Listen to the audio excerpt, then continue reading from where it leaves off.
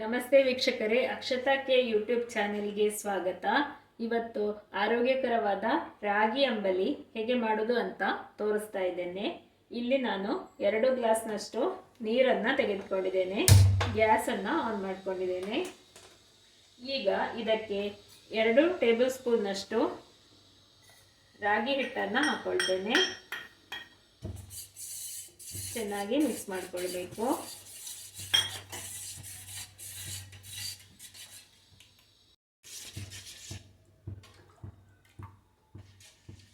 ಗಂಟು ಕಟ್ಟದ ಹಾಗೆ ಮಿಕ್ಸ್ ಮಾಡಿಕೊಳ್ಬೇಕು. ಇನ್ನು ಇದನ್ನು ಕುದಿಸ್ಕೊಳ್ಳುವಂಥದ್ದು.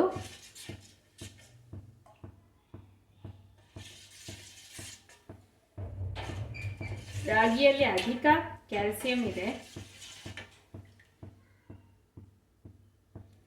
ಈ ರಾಗಿ ಅಂಬಲಿ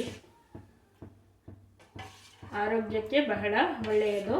ಮಾಡುವುದು ಬಹಳ ಸುಲಭ. ಇದು ಚೆನ್ನಾಗಿ ಕುದಿಲಿ.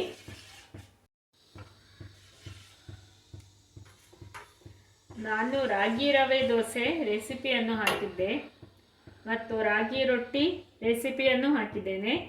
ನೀವು ನೋಡಿಲ್ಲ ಅಂದರೆ ದಯವಿಟ್ಟು ಹೋಗಿ ನೋಡಿ.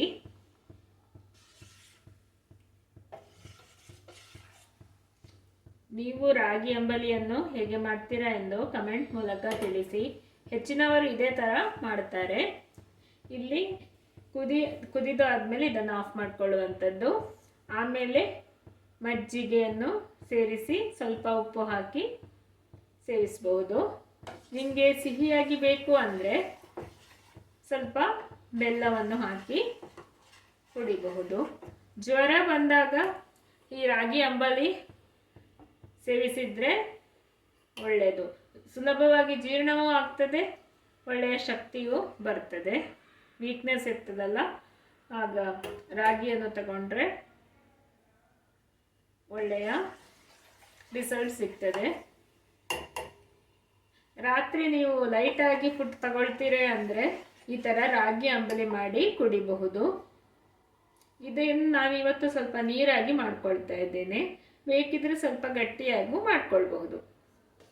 ಇದನ್ನು ಮಾಡುವಾಗ ನೀವು ಗಮನ ಇಟ್ಟು ನೋಡಬೇಕಾದ ಅಂಶ ಅಂದರೆ ಇದನ್ನು ಕರಡಿಸೋದು, ಗಂಟು ಕಟ್ಕೊಳ್ಬಾರ್ದು. ಇದು ಒಂದು ಬೇಗ ಆಗುವ ಅಡಿಗೆ. ನೋಡಿ, ಕುದಿಲಿಕ್ಕೆ ಸ್ಟಾರ್ಟ್ ಆಗಿದೆ. ಚೆನ್ನಾಗಿ ಕುದೀಲಿ. ನಾನು ರೀಸೆಂಟಾಗಿ ಉತ್ತರ ಕರ್ನಾಟಕದವರು ಮಾಡಿದ ಜೋಳದ ರೊಟ್ಟಿಯ ವಿಡಿಯೋ ಮತ್ತು ಸಜ್ಜೆ ರೊಟ್ಟಿಯ ವಿಡಿಯೋ ಹಾಕಿದ್ದೇನೆ. ಲಕ್ಷ್ಮಿ ಅಕ್ಕ ಮಾಡಿದಂತಹ ಜೋಳದ ರೊಟ್ಟಿ ಮತ್ತು ಸಜ್ಜೆ ರೊಟ್ಟಿ. ಅವರು ತುಂಬ ಚೆನ್ನಾಗಿ ರೊಟ್ಟಿ ಮಾಡಿ ತೋರಿಸಿದ್ದಾರೆ. ನೀವು ನೋಡಿಲ್ಲ ಅಂದರೆ ದಯವಿಟ್ಟು ಹೋಗಿ ನೋಡಿ. ರಾಗಿ ಗಂಜಿ ಕುದಿದಿದೆ. ನಾನು ಆಫ್ ಮಾಡ್ಕೊಳ್ತಾ ಇದ್ದೇನೆ. ಇಷ್ಟ ಆದರೆ ಆಯಿತು.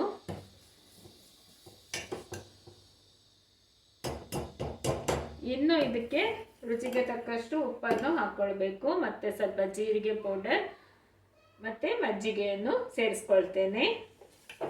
ಸ್ವಲ್ಪ ತಣಿಲಿ, ತುಂಬ ಬಿಸಿಯಾಗಿದೆ. ತುಂಬಾ ಹೆಲ್ತ್ ಬೆನಿಫಿಟ್ಸ್ ಇದೆ. ಪ್ರತಿಯೊಬ್ಬರೂ ಮಾಡಲೇಬೇಕಾದ ಅಡುಗೆ. ನಾನೀಗ ಅರ್ಧ ಸ್ಪೂನ್ನಷ್ಟು ಜೀರಿಗೆ ಪುಡಿಯನ್ನು ಸೇರಿಸ್ಕೊಳ್ತಾ ಇದ್ದೇನೆ.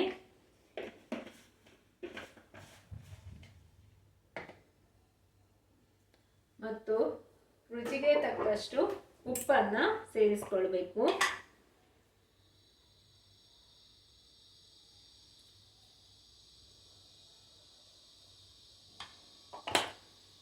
ಇನ್ನು ನೀವು ಬೇಕಿದ್ದರೆ ಇದನ್ನು ಹೀಗೇ ಕುಡಿಬಹುದು. ನಿಮಗೆ ಮಜ್ಜಿಗೆ ಇಷ್ಟ ಇದೆ, ಹುಳಿ ರುಚಿ ಸ್ವಲ್ಪ ಬಂದರೆ ಇಷ್ಟ ಆಗ್ತದೆ ಅಂದರೆ ಮಜ್ಜಿಗೆ ಅಥವಾ ಸ್ವಲ್ಪ ಮೊಸರನ್ನು ಸೇರಿಸ್ಕೊಳ್ಬಹುದು. ಇದು ಟೇಸ್ಟಾಗಿ ಇರ್ತದೆ ಕುಡಿಲಿಕ್ಕೆ.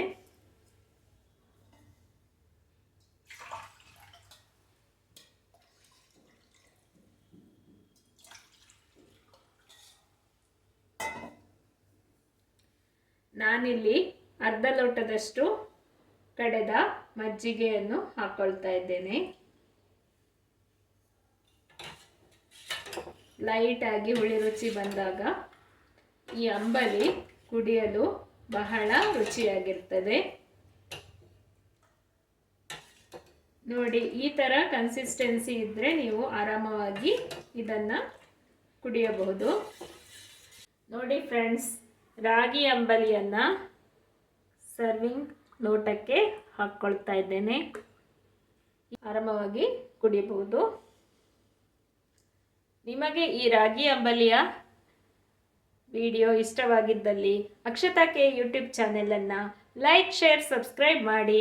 ಧನ್ಯವಾದಗಳು ಮತ್ತು ಎಲ್ಲರಿಗೂ ಶುಭ ದಿನ.